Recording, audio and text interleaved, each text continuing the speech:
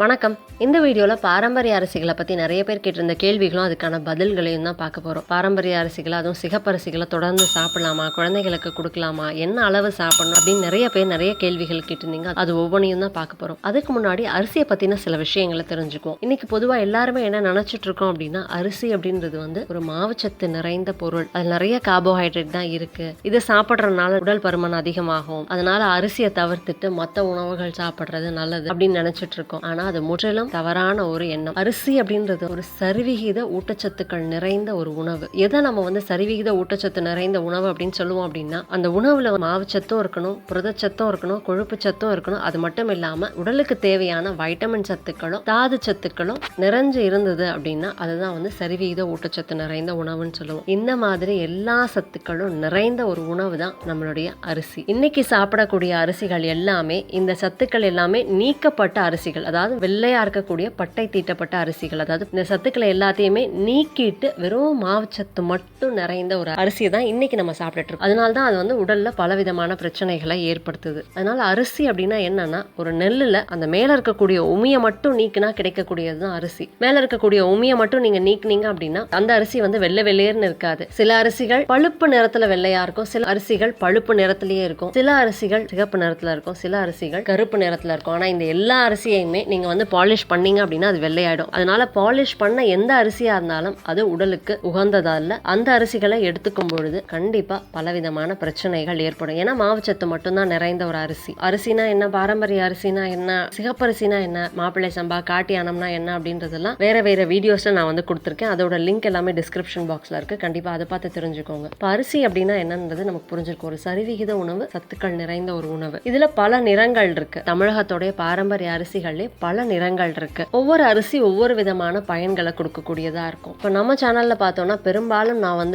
பாரம்பரிய சிகப்பரிசிகளை பத்தி தான் நிறைய பேசியிருப்பேன், நிறைய ரெசிபிஸும் கொடுத்திருப்பேன். அதுக்கு காரணம் என்ன அப்படின்னா, இன்னைக்கு இருக்கக்கூடிய காலகட்டத்துல நிறைய பேருக்கு அவசியமா இருக்கக்கூடியது இந்த பாரம்பரிய சிகப்பரிசிகள் தான். பாரம்பரிய அரிசிகள்ல வெள்ளை அரிசிகளும் இருக்கு, பிரவுன் ரைஸ்னு சொல்லக்கூடிய பழுப்பு நிறத்துல இருக்கக்கூடிய அரிசிகளும் இருக்கு, சிகப்பரிசிகளும் இருக்கு, அதே மாதிரி கருப்பரிசியும் இருக்கு. ஆனா ஒவ்வொரு நாளும் நமக்கு தேவையான ஊட்டச்சத்துக்களை கொடுக்கக்கூடிய ஒரு சிறந்த அரிசியா சிகப்பரிசிகள் இருக்கும் அப்படின்றதுக்காக தான் அதை பத்தி நான் நிறைய வீடியோஸ் நான் கொடுத்திருக்கேன். இப்ப யார் யாரெல்லாம் பாரம்பரிய சிகப்பரிசிகளை எடுத்துக்கலாம் அப்படின்னு பார்த்தோம்னா, குழந்தையில இருந்து வயதானவர்கள் வரையும் எல்லாருமே எடுத்துக்கலாம். பிறந்த குழந்தைகளுக்கு 6 மாசம் அப்படி இல்லைன்னா 8 மாசம் கழிச்சு நீங்க அரிசி உணவுகளை கொடுக்க ஆரம்பிக்கும் பொழுது இந்த அரிசி உணவுகளையே கொடுக்க ஆரம்பிக்கலாம். கஞ்சி காய்ச்சி கொடுக்கறதா இருந்தாலும் சரி, அப்படி இல்லைன்னா சாதத்தை வேக வச்சுட்டு நல்லா மசிச்சுட்டு நம்ம கொடுக்கவும் செய்யலாம். அதே மாதிரி வளரக்கூடிய குழந்தைகளுக்கும் கொடுக்கலாம், வயதானவர்களுக்கும் கொடுக்கலாம். ஏன்னா ஊட்டச்சத்துக்கள் நிறைந்த ஒரு அரிசி. பாரம்பரிய அரிசிகள்லே வெள்ளை அரிசி இருந்தாலும் அதுல இருக்கக்கூடிய சத்துக்கள் வேற, இதுல இருக்கக்கூடிய சத்துக்கள் வேற. ஆன்டி ஆக்சிடென்ட் நிறைந்த ஒரு அரிசி இந்த சிகப்பரிசிகள். இதை நம்ம தினம் சாப்பிட்றதுக்கே பயன்படுத்திக்கலாம். அதாவது 3 வேளை சாப்பாடுக்கும் நம்ம பயன்படுத்திக்கலாம். காலையில இதுல தயாரிக்கக்கூடிய இட்லியும் சாப்பிடலாம், மத்தியானம் இதையே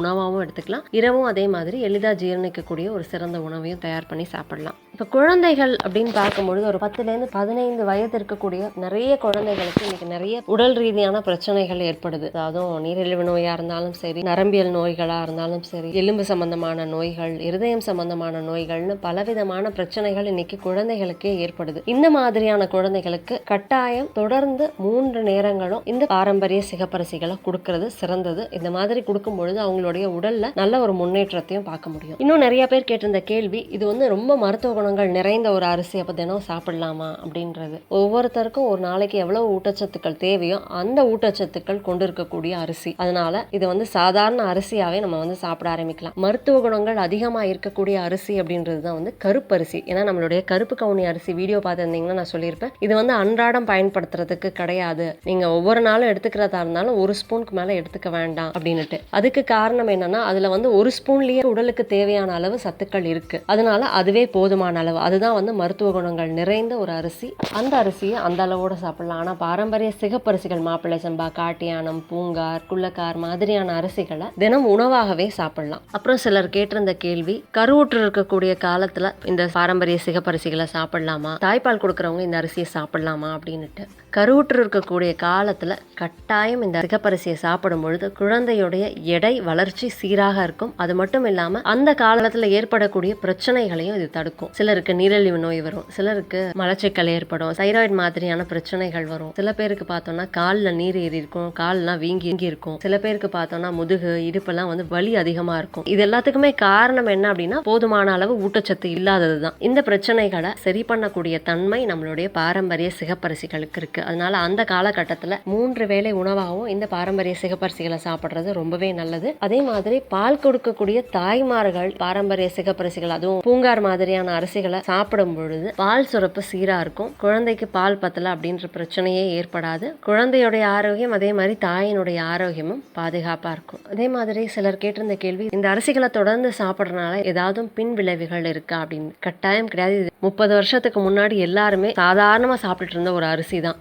அப்போ அரிசியை மட்டும் அவங்க சாப்பிடல, சிறுதானிய உணவுகளும் பெரும் பங்கு வகிச்சுது. என்னன்னா காலையில் கேழ்வரகு, கம்பு, வரகு அந்த மாதிரியான உணவுகள் எடுத்துக்கிட்டாங்க. மதிய உணவுக்கு அரிசி சோறு எடுத்துக்கிட்டாங்க. அது எல்லாமே இன்னைக்கு காணாமல் போயிடுச்சு. நம்ம எல்லா நேர உணவுக்கும் வெள்ளை அரிசியை சாப்பிட ஆரம்பிச்சனால தான் இவ்வளவு பிரச்சனைகளுமே ஏற்பட்டுச்சு. அப்புறம் சிலர் கேட்டிருந்த கேள்வி, இந்த அரிசி உடலுக்கு உஷ்ணத்தை ஏற்படுத்துமா இல்லை குளிர்ச்சியை ஏற்படுத்துமா அப்படின்னுட்டு. பாரம்பரிய அரிசிகள் அப்படின்னு பார்த்தோம்னா கர்நாடகாவுக்கு சில பாரம்பரிய அரிசிகள் இருக்கு, ஆந்திராவுக்கு சில பாரம்பரிய அரிசிகள் இருக்கு, தமிழகத்துக்கு சில பாரம்பரிய அரிசிகள் இருக்கு, ஒரிசாக்கு சில வகையான பாரம்பரிய அரிசிகள் இருக்கு. அந்தந்த அரிசிகள் அந்தந்த மண்ணுக்கு ஏற்ற மாதிரி, அந்தந்த தட்பவெப்பநிலை காலநிலைக்கு ஏற்ற மாதிரி வளரக்கூடியது. அந்த வகையில குளிரான இடங்கள்ல விளையக்கூடிய சில அரிசிகள் உடலுக்கு உஷ்ணத்தை ஏற்படுத்தும். ஆனா தமிழகத்தை சேர்ந்த நிறைய அரிசிகள் உடலுக்கு குளிர்ச்சியை கொடுக்கக்கூடியது. உதாரணத்துக்கு மாப்பிள்ளை சம்பா, காட்டியானம், பூங்கார் இந்த மாதிரியான அரிசிகள் எல்லாமே உடலுக்கு குளிர்ச்சியை கொடுக்கக்கூடியது. அதனால எங்க நாம இருக்கோம், நம்ம பக்கத்துல எந்த அரிசி விளையுதோ அதை வாங்கி பயன்படுத்துறது தான் சிறந்தது. அதே மாதிரி இன்னொரு கேள்வி, என்ன மாதிரியான அரிசிகள் வாங்கலாம். ஏன்னா இப்ப மாப்பிள்ளை சம்பா அரிசி அப்படின்னு எடுத்துக்கிட்டோம்னா அந்த மாப்பிள்ளை சம்பா அரிசியில புழுங்கல் இருக்கு, பச்சை இருக்கு, பாலிஷ் பண்ணது இருக்கு, செமி பாலிஷ்டு இருக்கு, பாலிஷ் பண்ணாத அப்படியே ஹேண்ட் பவுண்ட் ரைஸும் இருக்கு, அதாவது கைக்குத்தல்னு சொல்லக்கூடிய ஹேண்ட் பவுண்ட் ரைஸும் இருக்கு. இப்ப இதுல எதை பயன்படுத்தலாம் அப்படின்னா, மாப்பிள்ளை சம்பா அரிசியில பச்சை அரிசி, புழுங்கல் அரிசி எது வேணாலும் நீங்க பயன்படுத்தலாம். பெரும்பாலும் புழுங்கல் அரிசி பயன்படுத்துறது சிறந்தது. அதே மாதிரி இதுல பாலிஷ்டு, அன்பாலிஷ்டு, செமி பாலிஷ்டு 3 வகை இருக்கு. பாலிஷ்டுனா என்ன, அன்பாலிஷ்டுனா என்ன, அதே மாதிரி பாயில்டுனா என்ன அப்படின்றது சிறுதானியங்களுடைய ஒரு வீடியோவில் நான் கொடுத்துருக்கேன். எல்லாமே ஒன்று தான். அரிசியாக இருந்தாலும் சரி, சிறுதானியமாக இருந்தாலும் சரி, அதை பார்த்தீங்கனாலே உங்களுக்கு புரியும். இப்போ மாப்பிள்ளை சம்பா அரிசி அப்படின்னு நீங்கள் எடுத்துக்கிறீங்கன்னா அதில் அன்பாலிஷ்டுன்னு சொல்லக்கூடிய, அதாவது ஹேண்ட் பவுண்டுன்னு சொல்லுவோம், கைக்குத்தல் அரிசி தான் பயன்படுத்துறது சிறந்தது. நல்ல சிகப்பாக இருக்கக்கூடிய அரிசி. இதே நீங்கள் செமி பாலிஷ்டோ இல்லைனா திருப்பி பாலிஷ் பண்ண மாப்பிள்ளை சம்பாவே ஒயிட் கலரையும் எடுத்துக்கிறீங்க அப்படின்னும் பொழுது அதில் இருக்கக்கூடிய புரதச்சத்துக்கள் உங்களுக்கு போயிடுச்சு, எண்ணெய் சத்துக்கள் போயிடுச்சு, வைட்டமின் சத்துக்கள், மினரல் சத்துக்கள்னு எல்லாமே அந்த அரிசியிலேருந்து போயிடுச்சு. இப்போ அதில் என்ன இருக்கும் அப்படின்னா திருப்பி கார்போஹைட்ரேட் மட்டும்தான் இருக்கும். அப்போ அந்த அரிசியை நீங்க சாப்பிடும் பொழுது பெரிய அளவில் அது பயனுள்ளதா இருக்காது. இதே நீங்க கொஞ்சம் கூட பட்டை தீட்டப்படாத சிகப்பா இருக்கக்கூடிய அரிசியை பயன்படுத்துறீங்க அப்படின்னும் பொழுது அந்த அரிசிக்கு உடல்ல இருக்கக்கூடிய எல்லா விதமான பிரச்சனைகளையும் போக்கக்கூடிய தன்மை இருக்கு. அது மட்டும் இல்லாம உடல் ஆரோக்கியத்தை பாதுகாக்கக்கூடிய தன்மையும் இருக்கு. அதனால பட்டை தீட்டப்படாத அரிசிகளை பயன்படுத்துறது சிறந்தது. அதே மாதிரி எங்க வாங்கலாம் அப்படின்னு நிறைய பேர் கேட்டிருந்தீங்க. நகரங்கள்ல மட்டும் இல்லாம எல்லா ஊர்கள்லயும் எல்லா கிராமங்கள்லயுமே இன்னைக்கு இயற்கை அங்காடிகள் இருக்கு. அது மட்டும் இல்லாம இன்னைக்கு நிறைய இயற்கை விவசாயம் செய்யற விவசாயிகள் தமிழகத்துல இருக்காங்க, ஒவ்வொரு ஊர்லயுமே இருக்காங்க. அதனால உங்க ஊர் பக்கத்துல எந்த ஒரு விவசாயி இந்த மாதிரியான அரிசிகளை விளைவிக்கிறாங்க அப்படின்றத விசாரிச்சு பாருங்க. அந்த மாதிரி விளைவிக்கக்கூடிய விவசாயிகள் கிட்ட இருந்து நேரடியா வாங்குறது சிறந்தது. அப்படி இல்லை அப்படின்னா இன்னைக்கு நிறைய இயற்கை அங்காடிகள்லயும் இந்த அரிசிகள் கிடைக்குது, அதே மாதிரி ஆன்லைன்லயும் இந்த அரிசிகள் கிடைக்குது. அதை பயன்படுத்திக்கலாம். ஆனா இதை நீங்க பயன்படுத்த ஆரம்பிச்சதுக்கு அப்புறம் தான் உங்களுக்கு அந்த அரிசியினுடைய தன்மை தெரியும், அது எப்படி இருக்கும், அதோட சுவையெல்லாம் தெரிஞ்சதுனா தான் இது ஒரிஜினல் அரிசியா இல்லையான்றதும் உங்களால தெரிஞ்சுக்க முடியும். ஒரு தடவை வாங்கும்போது ஒரு கடையில வாங்குங்க, இன்னொரு தடவை வாங்கும்போது வேற ஒரு கடையில வாங்குங்க, அதுக்கு அடுத்த தடவை வாங்கும்பொழுது வேற ஒரு கடையில வாங்க. இந்த மாதிரி முதல்ல ஒரு 4-5 தடவை வேற வேற கடைகள்ல வாங்கி பயன்படுத்த ஆரம்பிச்சீங்கனாலே தெரியும் எது உண்மையான அரிசி, எது பாரம்பரிய அரிசி கிடையாது அப்படின்றது நமக்கு பயன்படுத்த ஆரம்பிச்சதுக்கு அப்புறம் தான் தெரியும். அதனால நீங்க பயன்படுத்த ஆரம்பிச்சதுக்கு அப்புறமா ஒரு 4-5 தடவை வேற வேற கடைகள்ல வாங்கினதுக்கு அப்புறம் எங்க உண்மையிலேயே அந்த அரிசி சரியான அரிசியா கிடைக்குது அப்படின்றது தெரிஞ்சுட்டு வாங்க ஆரம்பிக்கலாம். அதே மாதிரி நிறைய பேர் கேட்கிற கேள்வி, எப்படி சமைக்கிறது, எவ்வளவு சமைச்சாலும் சாஃப்டா இருக்க மாட்டேங்குது, அதாவது சாதமா சாப்பிடுறதுக்கு கஷ்டமா இருக்கு அப்படின்னுட்டு. ஏற்கனவே நம்மளோட சேனல்ல 2-3 வீடியோஸ் இருக்கு இந்த பாரம்பரிய சிகப்பரிசிகளை எப்படி சமைக்கிறது அப்படின்னுட்டு. நீங்க அந்த மாதிரியான முறையில மண்பானையில சமைக்கும் பொழுது கட்டாயம், அதாவது அரிசி நல்லா சாஃப்டாவும் இருக்கும், சாப்பிடுறதுக்கு ஈஸியாவும் இருக்கும். நீங்க அந்த மாதிரி சமைக்காம வேற ஏதாவது பாத்திரங்கள்ல வச்சு சமைக்கும் பொழுது கொஞ்சம் குழையிற மாதிரி இருக்கும், இல்லைன்னா கொஞ்சம் உடஞ்ச மாதிரி இருக்கும், இல்லைன்னா கொஞ்சம் விரைச்சிட்டு வரன்னு இருக்க மாதிரி இருக்கும். இதே மண் மண் சட்டியில் வைக்கும்பொழுது நல்லா சாஃப்டாகவும் சாப்பிட்றதுக்கு எப்படி நீங்கள் வந்து வெள்ளை அரிசியில் நல்லா சாஃப்டாக வந்து சாப்பிட்டு பழகிருக்கீங்களோ அதே மாதிரியே வந்து மண் சட்டியில் வேக வைக்கும் பொழுது இந்த அரிசியும் நல்லா சாஃப்டாகவே இருக்கும். சாஃப்டாகவே வேக வச்சு சாப்பிடவும் முடியும். ஊற வச்சு அதுக்கப்புறமா வந்து சாதமாக சாப்பிட்றதுல கிடைக்கிற சத்துக்கள் ரொம்பவே அதிகம். அதுலேயும் இந்த பாரம்பரிய சிகப்பரிசிகளில் பழைய சாதம் எடுத்துக்கிறது ரொம்பவே நல்லது. இட்லி தோசைன்னு மாவாக செய்யக்கூடிய உணவுகள் தான் வந்து இந்த சிகப்பரிசிகளில் எளிமையாக செய்யலாம் அப்படின்றது கிடையாது. நல்லா சாஃப்டாகவும் ரொம்ப ஈஸியாகவும் இந்த பாரம்பரிய சிகப்பரிசிகள் சாதமும் சாப்பிட முடியும். இப்போ நிறைய குழந்தைகள் பார்த்தோன்னா இட்லியா தோசையா இல்லை சாதமா அதெல்லாம் வெள்ளையா இருந்தா தான் சாப்பிட்றாங்க அப்படின்னு நிறைய பெற்றோர்கள் வந்து சொல்றாங்க. அது காரணம் என்னன்னா நம்ம அந்த மாதிரி அவங்கள பழக்கிட்டோம். அது மட்டும் இல்லாமல் நம்ம அந்த மாதிரி சாப்பிட்றோம். இப்போ நீங்கள் குழந்தைகளுக்கு கொடுக்கறதுக்கு முன்னாடி நாம் அதை வந்து முதல்ல சாப்பிட ஆரம்பிக்கணும். நீங்கள் தொடர்ந்து அந்த மாதிரியான உணவுகளை சாப்பிடும் பொழுது மட்டும்தான் குழந்தைங்க சரி நம்ம அம்மா அப்பா சாப்பிட்றாங்க அப்படின்ட்டு சாப்பிட ஆரம்பிப்பாங்க. ஏன்னா அவங்களுக்கு ஆரம்ப காலகட்டத்தில் இப்போ பிறந்ததுலேருந்து நீங்கள் குழந்தைங்களுக்கு இந்த மாதிரியான உணவுகளை கொடுத்து பழக்கிட்டீங்கன்னா எந்த பிரச்சனையும் கிடையாது. அந்த குழந்தைகள் கண்டிப்பாக பாரம்பரிய உணவுகளையும் நம்மளுடைய சிகப்பரிசி சாதங்களையும் விரும்பி சாப்பிடுவாங்க. ஏன்னா இதில் இருக்கக்கூடிய சத்துக்கள் அவங்களுடைய அந்த மூளையிலையும் அவங்களுடைய நாக்கிலையும் பதிவாயிருக்கும். அதனால அவங்களுக்கு இந்த மாதிரியான உணவுகள் பிடிக்கும். இதே நீங்க புதுசா ஒரு 10 வயசு குழந்தைக்கு நீங்க அறிமுகப்படுத்துறீங்க அப்படின்னும் போது அவங்களுக்கு இது புதுசா இருக்கும். அம்மா அப்பா சாப்பிட்றாங்களா அப்படின்றத பார்ப்பாங்க. அதனால நீங்க குழந்தைங்களுக்கு கொடுக்கறதுக்கு முன்னாடி நீங்க தொடர்ந்து சாப்பிட ஆரம்பிங்க. அதாவது பெற்றோர்கள் ஒரு 2-3 மாசம் இந்த மாதிரியான பாரம்பரிய அரிசிகள்ல செய்யக்கூடிய உணவுகள், பாரம்பரிய சிறுதானியங்கள்ல செய்யக்கூடிய உணவுகளை தொடர்ந்து சாப்பிட ஆரம்பிச்சுட்டு அதுக்கப்புறமா அவங்களுக்கு கொடுக்க ஆரம்பிச்சிங்கன்னா கண்டிப்பா சாப்பிடுவாங்க. சாதம் இட்லி தோசை மட்டும் கிடையாது, குழந்தைகளுக்கு பிடிச்ச நொறுக்கு தீனிகளையும் பாரம்பரிய சிகப்பரிசிகள் செஞ்சு கொடுக்கும் பொழுது கட்டாயம் அவங்க சாப்பிடுவாங்க. குழந்தைகளுக்கு அந்த மாதிரி இன்ட்ரோடியூஸ் பண்ணலாம். அதுல இன்னும் நிறைய பேர் வந்து இட்லி தோசையெல்லாம் நாங்க செஞ்சு சாப்பிட்றோம், ஆனா சாதமா மட்டும் சாப்பிட முடியல, அதுக்கு மட்டும் நாங்க வந்து வெள்ளை அரிசி சாப்பிடலாமா அப்படின்னு கேட்டிருக்காங்க. உங்களுக்கு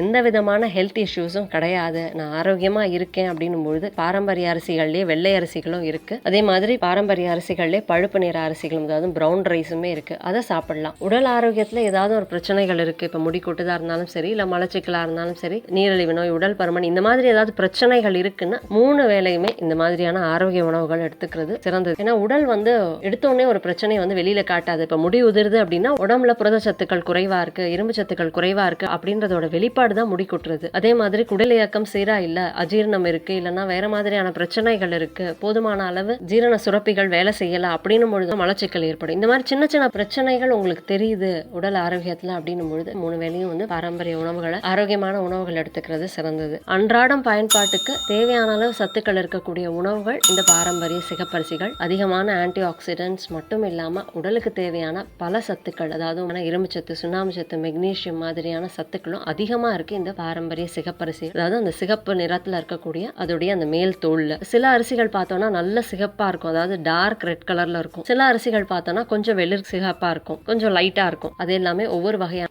அதுலயும் அந்த அடர் சிகப்பு நிறத்துல இருக்கக்கூடிய அரிசிகள் எடுத்துக்கிறது ரொம்பவே நல்லது. அதனால இந்த மாதிரியான அரிசிகள் எடுத்துக்கிறது சிறந்தது. அதே மாதிரி இன்னும் சில பேர் கேட்டிருந்த கேள்வி, எந்த அரிசியை நாங்க வந்து சாப்பிடுறது? இப்ப கருங்குருவை அரிசி ஆண்களுக்கு ரொம்ப சிறந்த அரிசி, இப்ப இந்த அரிசியை வந்து நாங்க குழந்தைகளுக்கு கொடுக்கலாமா? அதே மாதிரி பூங்கார அரிசி பெண்கள் மட்டும்தான் எடுத்துக்கலாமா, ஆண்கள் எடுத்துக்கூடாதா? மாப்பிள்ளை சம்பா அரிசி பெண்கள் எடுத்துக்க கூடாதா அப்படின்லாம் நிறைய கேள்விகள் இருந்தது. அதாவது ஒவ்வொருத்தருக்கும் தேவையான சில சத்துக்கள் அந்தந்த அரிசிகள்ல இருக்கு. வளர்ற குழந்தைகளுக்கு தேவையான சத்துக்கள் சில அரிசியில இருக்கு, ஆண்களுக்கு தேவையான சத்துக்கள் சில அரிசிகள்ல இருக்கு, பெண்களுக்கு தேவையான சத்துக்கள் சில அரிசியில இருக்கு. இதை வந்து யார் வேணாலும் எப்படி வேணாலும் எடுத்துக்கலாம். இப்ப பூங்கார அரிசியை ஆண்களும் எடுத்துக்கலாம், குழந்தைகளும் எடுத்துக்கலாம். அதனால அவங்க அந்தந்த அரிசியை சாப்பிடும் பொழுது அவங்களுக்கு அதுக்கு தேவையான சத்துக்கள், அந்த உறுப்புகளுக்கு தேவையான சத்துக்கள் கொஞ்சம் அதிகமா கிடைக்கும். அவ்வளவுதானே தவிர எல்லாருமே எல்லா அரிசிகளையுமே எடுத்துக்கலாம். பாரம்பரிய அரிசிகள் எல்லாருக்குமே உகந்த ஒரு அரிசி தான். இப்போ நீங்க எப்படி வந்து இந்த அரிசிகளை எடுத்துக்கலாம் அப்படின்னு பார்த்தோம்னா, இப்போ ஒரு மாசத்துக்கு நீங்க வந்து மாப்பிள்ளை சம்பா எடுத்துக்கலாம். ஒரு குடும்பத்துல இருக்க எல்லாருமே அந்த மாப்பிள்ளை சம்பா எடுத்துக்கலாம். அடுத்த ஒரு மாசத்துக்கு வந்து பூங்கார அரிசி எடுத்துக்கலாம். அடுத்த ஒரு மாசத்துக்கு குள்ளக்கார அரிசி எடுத்துக்கலாம். அதுக்கப்புறம் ஒரு மாசத்துக்கு காட்டியானம் அரிசி எடுத்துக்கலாம். இந்த மாதிரி ஒரு மாசத்துக்கும் ஒரு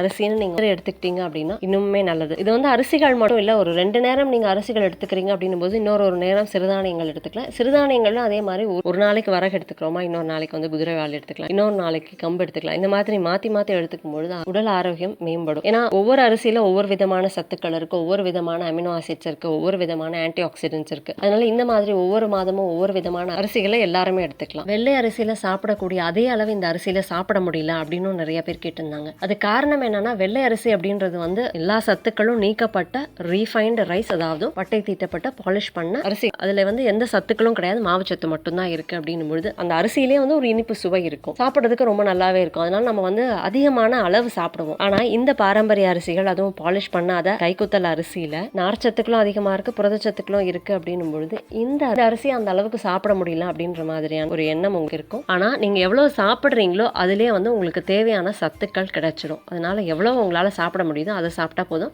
நீங்கள் ஒரு 2-3 மாதத்துக்கு இந்த பாரம்பரிய அரிசிகளை தொடர்ந்து சாப்பிட ஆரம்பிச்சிட்டிங்க அப்படின்னா கண்டிப்பாக உங்களுடைய ஆரோக்கியத்தில் நிறைய மாற்றங்களை நீங்கள் பார்ப்பீங்க. அது மட்டும் இல்லாமல் அதுக்கப்புறமா நீங்கள் வந்து வெள்ளை அரிசியே சாப்பிட மாட்டீங்க. ஏன்னா அது அந்த அளவுக்கு சுவையானதாகவும் சத்துக்கள் மட்டுமே இல்லை, அந்த ஒரு எனர்ஜி லெவலையும் நல்லாவே ஃபீல் பண்ணியிருப்பீங்க. இதெல்லாம் நீங்கள் வந்து சாப்பிட ஆரம்பித்தா மட்டும்தான் வந்து உங்களுக்கு தெரியும். புதுசாக நீங்கள் ஒரு நாள் சாப்பிடும்போது கண்டிப்பாக வித்தியாசமாக தான் இருக்கும், வேறு மாதிரி தான் இருக்கும். இந்த அரிசியை சாப்பிடணுமா அப்படின்ற மாதிரிலாம் தோணும். நீங்கள் ஆனால் தொடர்ந்து சாப்பிட ஆரம்பிச்சதுக்கு அப்புறமா உங்களுக்கு கண்டிப்பாக பிடிக்கும். அதாவது பழக பழக தான் எதுவுமே வந்து ஈஸியாக இருக்கும். அந்த பழக்கத்துக்கு நம்ம இந்த பாரம்பரிய சிகப்பரிசிகளை எடுத்துகிட்டு வந்தோம் அப்படின்னாலே கட்டாயம் ஆரோக்கியம் மேம்படும். பாரம்பரிய அரிசிகளை பற்றி நிறைய பேர் கேட்டிருந்த கேள்விகள் இதெல்லாம் தான். இதுக்கான விடைகள் உங்களுக்கு கிடைச்சிருக்கும்னு நினைக்கிறேன். இதில் ஏதாவது சந்தேகங்கள் இருந்ததுன்னா கண்டிப்பாக கமெண்ட் பண்ணுங்கள். இந்த வீடியோ பயனுள்ளதாக இருந்ததுன்னா லைக் பண்ணுங்கள், மற்றவங்களுக்கு ஷேர் பண்ணுங்கள். நம்ம சேனலுக்கு இன்னும் சப்ஸ்கிரைப் பண்ணால் சப்ஸ்கிரைப் பண்ணிக்கோங்க. பக்கத்தில் இருக்கக்கூடிய அந்த நோட்டிஃபிகேஷன் பெல் பட்டனையும் கிளிக் பண்ணிக்கோங்க. என் ஆரோக்கியம், என் குடும்பத்தின் ஆரோக்கியம், என் சமூகத்தின் ஆரோக்கியத்திற்கான பயணம் இது. கைகோர்ப்போம், ஆரோக்கியத்திற்கு விதையாவோம். நன்றி.